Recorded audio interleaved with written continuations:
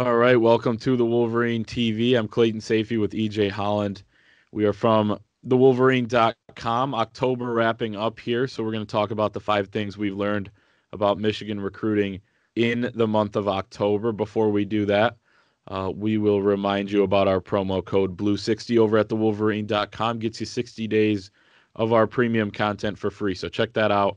Go utilize that promo code Blue60 right now. But the 5 things we learned in October, we're going to hit on each of them, starting with the man pictured behind EJ there, Rayshawn Benny, Rivals 100 defensive tackle in the class of 2021. EJ and I tend to agree with him, believe that he is the most important target on Michigan's 2021 board left, considering the fact that they don't really have too many true defensive tackles there. So he is nearing a commitment. He was set to commit on October 25th, which would have been last Sunday. He delayed that. He said he wants to talk it over with some more family that's coming into town soon. Looks like November 9th is where he's aiming, which he told me a few nights ago. But EJ, Rayshawn Benny is the first thing we learned in October. He is nearing a commitment. We didn't know exactly when it would come, but it sounds like we're nailing him down on some dates here. Yeah, it looks like November 9th now, after October 25th was the original date. Either way, he's closing in on a commitment. We thought it was going to be Michigan, and then Austin Fox got some good scoop where Rayshawn said, he was kind of second guessing his original decision. Had Benny made his decision on October 25th or any time before that, I feel like it would have been Michigan. And I still do feel like it is Michigan. I haven't changed my pick yet. I do, I'm not 100% sure.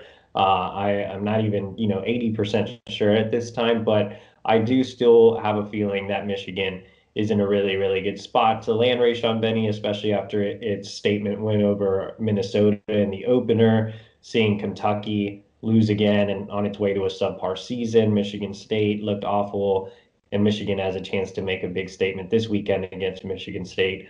So I think, Rayshawn wanted to see how things played out a little bit early in the season, and I think Michigan's giving him every reason to side with them. So we'll see. He's always been a quiet, measured kid, and I think he's just really trying to weigh his options and make sure he's making the right decision because he's kind of forcing himself to make a decision. Remember, Rayshawn wanted to wait until after visits. He even talked about potentially going all the way to February, but he doesn't want to do that. He doesn't want recruiting to continue to weigh on him. So he's trying to force himself to make a decision right now, and I think Michigan still makes the most sense. Yeah, it's funny. He had that top four. He delayed. People were like, oh, maybe he wants to see some product on the field from some of these teams in 2020, and then one team out of his four wins. So interesting development there. But yeah, November 9th looking like the date. The complete opposite, kind of, I guess, because Benny did delay. So I guess you could throw him in this category. But George Rooks, another defensive lineman target in 2021, Rivals 250 guy out of New England, delays his decision, delays it. We thought he would have a decision before his season started in really early October, and here we are at the end without a decision from him. So that's another thing we learned, that we're going to continue to have to wait on George Rooks. Yeah, so I actually talked to George Rooks' coach back in August, and he told me that George Rooks was going to commit in August. Then he didn't, and then I went out to see George Rooks in September, and he was supposed to commit in September, and he didn't, and then he was supposed to commit in by October 2nd, I think is the date he set, and then he didn't commit on October 2nd, and so here we are entering November. I've always said that George Rooks is very much like Drew Kendall. They don't know each other, but they would be very good friends. They have like almost a clone personality type. It's crazy. But yeah, I think George Rooks is probably going to continue to delay his decision and probably won't decide until after his season ends. But his season does end in November, so it'll be interesting to see what he decides, especially because he took the time this summer to take self-guided tours to all of his finalists. I still think it's definitely a Michigan Penn State battle. I still think it's 50-50 there. I think Michigan's helping itself on the field. I will probably go back to New Jersey at some point here in the next several weeks to see George Rooks and get an in-person update with him. But our national analyst Adam Friedman just caught up with him over the weekend and nothing really new on the Rooks front. He still has the same top four with Michigan and Penn State being the leaders, and he still has no clue when he wants to make a decision. So we've learned that he will continue to push back his decision date.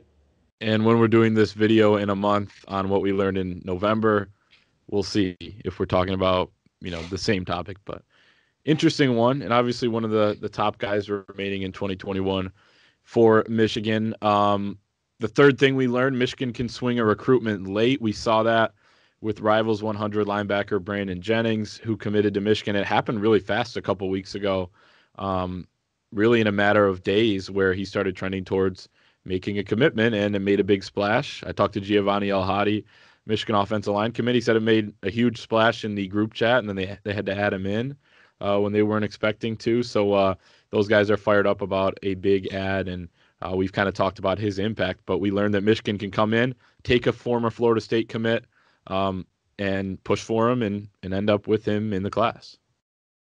Yeah, for sure. So that Brandon Jennings commitment kind of came out of nowhere a little bit when he decommitted from Florida State. I mentioned, Michigan's going to push; they're going to be in here, but Miami's the likely landing spot.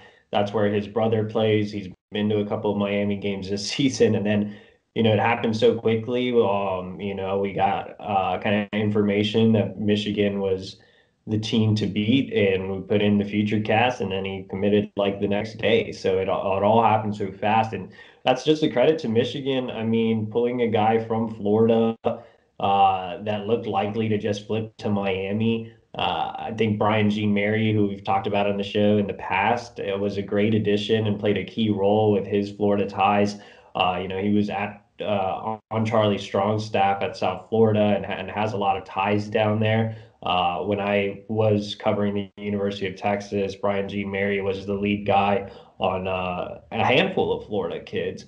He was actually recruiting Devin Bush to Texas back in the day. So he's a guy that knows the Florida high school coaches really well, can connect to the kids down there. And I think he was a big reason they flipped Brandon Jennings. And obviously, that's a monster land. And kind of makes losing Casey Finney a little irrelevant just because this is a massive upgrade. So Michigan more than capable of swinging recruitments late, and Jennings is one of the biggest lands of the class, and perhaps the best recruiting job the coaching staff has done this cycle. Yeah, definitely. And like we mentioned, I mean, we were talking about a few weeks ago how, the 2021 board is actually pretty small, and they have, quite a few spots left. Well, they were able to have a guy pop up out of nowhere, as we talked about could happen, and it happened really quick.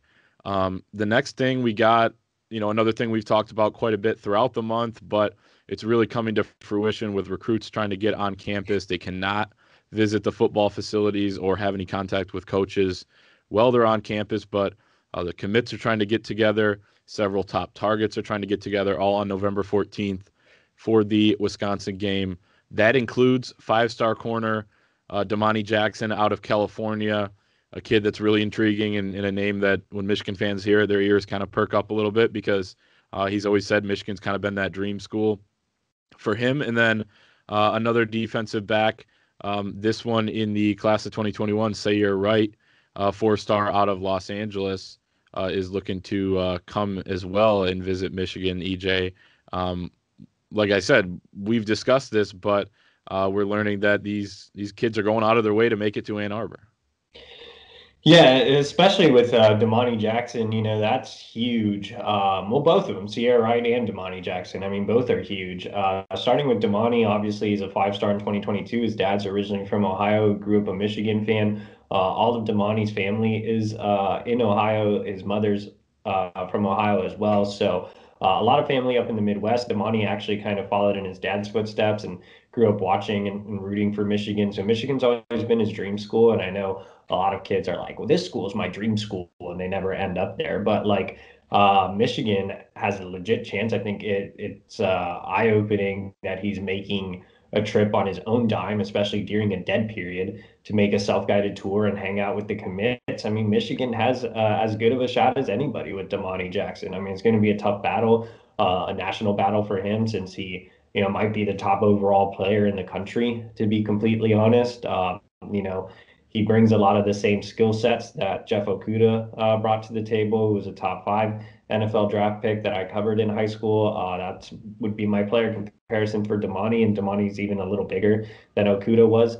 But very, very versatile, can play corner, can play safety, long, big kid, extremely fundamentally sound, great tackler. I think he brings everything that you want as a defensive back to the table. So he would be a huge land, obviously big that he's making his way to campus. And I know his dad's super excited. I've been messaging him as well.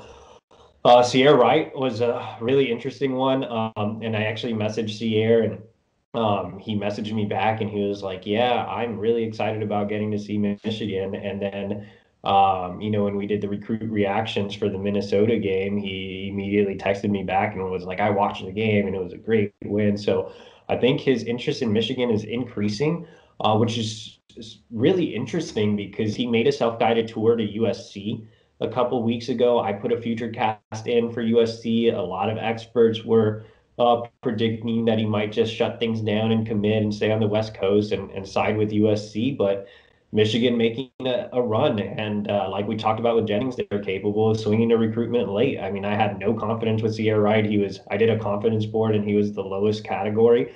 And now all of a sudden his interest is starting to pick right back up. The fact that he's going to be on campus, I think, helps Michigan. And I didn't really buy it at first, but this could be a Darion Green-Warren situation, who is considered a USC lean and then sided with Michigan.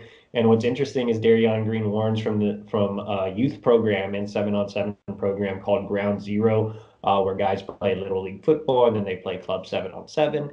So Darion Green-Warren's from that Ground Zero program. Well, so is Sierra Wright, so is Damani Jackson. And so they have those connections with Darion Green-Warren. And I know Darion has been recruiting both of those guys extremely hard. I was close to Darion last cycle.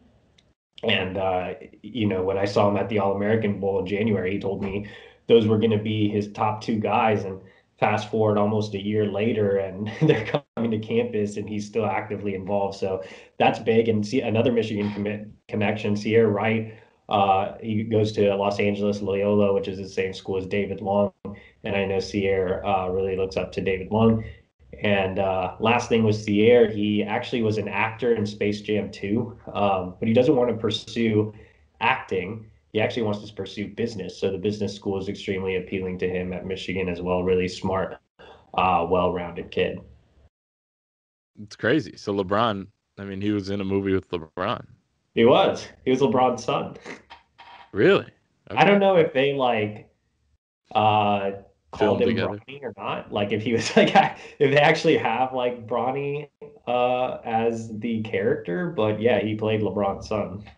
That's great. I mean, that's hilarious. Okay, so and you can't discount, what kind of impact it could have to actually get these kids to campus. Like we said, the commits are going to be there, so it's going to be like the craziest like visit atmosphere you can have during these times, because you just don't hear about a group of kids all coming together on these self-guided tours. They seem to be kind of these more under the radar personal type trips with maybe their parents or something like that. So that could be big to swing those. And like we said, swing a recruitment late. The last thing that we learned this month, Donovan Edwards, we've talked about him, but 4-star rivals, 100 running back out of West Bloomfield, is whittling his recruitment down to 7. He is set to commit at some point before early January, when he has to enroll to a school, because he's an early enrollee. So by default, he's making a decision very, very soon. He's in the middle of his season. He's entering playoffs. He said that he doesn't want to commit to a school until after playoffs are done, but wanted to maybe get that top 7 out of there. So maybe after 2, 3, 4 weeks of playoffs, depending on how far they're able to make a run, that he is ready to commit somewhere. So we'll see on that. But he's down to 7. Michigan, of course, making the cut and remains a team that looks to be the favorite at this point. Yeah, I think the top 7 was just kind of a top 7. Like, here's a list of schools that are still under consideration. But I think Michigan, Georgia, Oklahoma are at the top, with Alabama starting to creep in a little bit. But with the dead period kind of ongoing and Donovan not really being able to make official visits to those schools, he can take self-guided tours, obviously, but wouldn't be the same as an OV. And on top of that, he's an early enrollee, so he doesn't have much time, especially if West Bloomfield makes a run all the way to the state finals. I mean, that gives him what, 2 weeks to make self-guided tours before it's like a necessary decision for the early signing period. So I just think all signs point to Michigan right now, as long as Michigan continues to produce on the field and continues to recruit him hard, which they are. Jay Harbaugh's in constant contact. Jim Harbaugh text them every now and then. Matty Dudek's involved there. So I think everything still is right in line for Michigan to land on. We'll just see how things kind of play out over the next month or so, and we'll be there to see him all the time. You'll be there this week. I plan to be there for their third round game, assuming they take care of business in the first 2 rounds against some lower ranked opponents. So right now, still feeling really good about Donovan Edwards in Michigan. Yep. So starting to close down that recruitment here, at least in the next couple months. But those are the 5 things we learned about Michigan football recruiting in the month of October. So we'll do it again in November. Again, Rooks might be the one that's still on there that he's continuing to delay, but some good stuff there. So remember to head over to thewolverine.com, put in the promo code BLUE60 to get 2 months of our premium content for free, and we'll catch everybody next time.